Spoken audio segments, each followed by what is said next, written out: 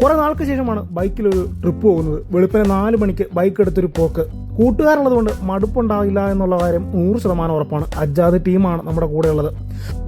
ബൈക്കിൽ full tank petrol അടിച്ച് ഒരു ചായയും കുടിച്ചിട്ട് ഒരു വിടലങ്ങൾ വിട്ടു.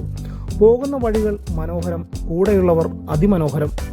ഞങ്ങൾ പോയത് കുട്ടമ്പുഴ മാമലക്കണ്ടം റൂട്ടിലൂടെയാണ്. മൂവാറ്റുപുഴ കോതമംഗലം വഴി കുട്ടമ്പുഴ, അവിടെ നിന്ന് മാമലക്കണ്ടം. പോകുന്ന വഴികൾ, ആ റൂട്ട് വളരെ മനോഹരമായ കാഴ്ചയാണ് ഞങ്ങൾക്ക് സമ്മാനിച്ചത്. ഒരു രക്ഷയുമില്ലായിരുന്നു ആ ബൈക്ക് റൈഡ്.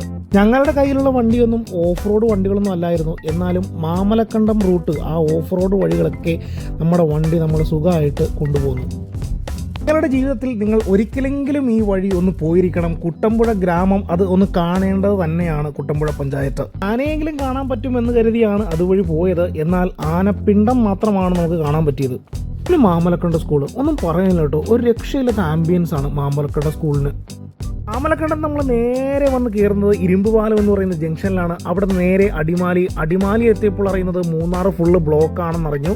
അങ്ങനെ നമ്മൾ മാങ്കുളം റൂട്ട് കുറച്ച് ഓഫ് റോഡൊക്കെ കയറിയാണ് മാങ്കുളം റൂട്ട് പിടിച്ചാണ് നമ്മൾ എന്ത് ചെയ്തത്, മൂന്നാർക്ക് പോയത്. ഈ വെക്കേഷൻ സമയമായതുകൊണ്ട് തന്നെ ഈ ശനി ഞായർ ദിവസങ്ങളിലൊക്കെ ഭയങ്കര തിരക്കായിരിക്കും. ഈ പറയുന്ന ട്രാവലറിലൊക്കെ വരുന്നവരാണെങ്കിൽ ശരിക്കും പെട്ടുപോകും.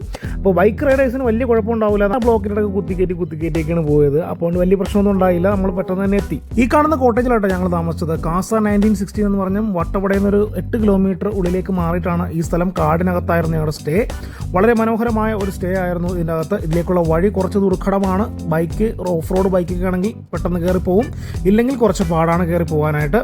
മൂന്നാർ വന്നിട്ട് തേയിലയും മേടിക്കാതെയും അവിടുത്തെ ചായ കുടിക്കാതെയും പോകണ ശരിയല്ലല്ലോ. അവിടെ നിന്ന് ഒരു ചായയും കുടിച്ചു, തേയിലയും വാങ്ങിച്ചു, തിരിച്ച് ഞങ്ങൾ ഇറങ്ങുന്ന വഴിക്കും വട്ടവട കഴിഞ്ഞപ്പോൾ നല്ലൊരു ബ്ലോക്ക് കിട്ടിയായിരുന്നു. അവിടെ നിന്ന് ഞങ്ങൾ ഭാഗ്യവശാൽ രക്ഷപ്പെടുകയാണ്. ബൈക്ക് ഉണ്ടായിരുന്നുകൊണ്ട് മാത്രം രക്ഷപ്പെട്ടു. അപ്പോൾ തിരിച്ചിറങ്ങാൻ നേരത്ത് ആനച്ചാൽ വഴി പോവുകയാണെങ്കിൽ കുറച്ച് എളുപ്പമായിരിക്കും. നിങ്ങൾക്ക് ഇഷ്ടമായിരുന്നു ലൈക്ക് ചെയ്യുക.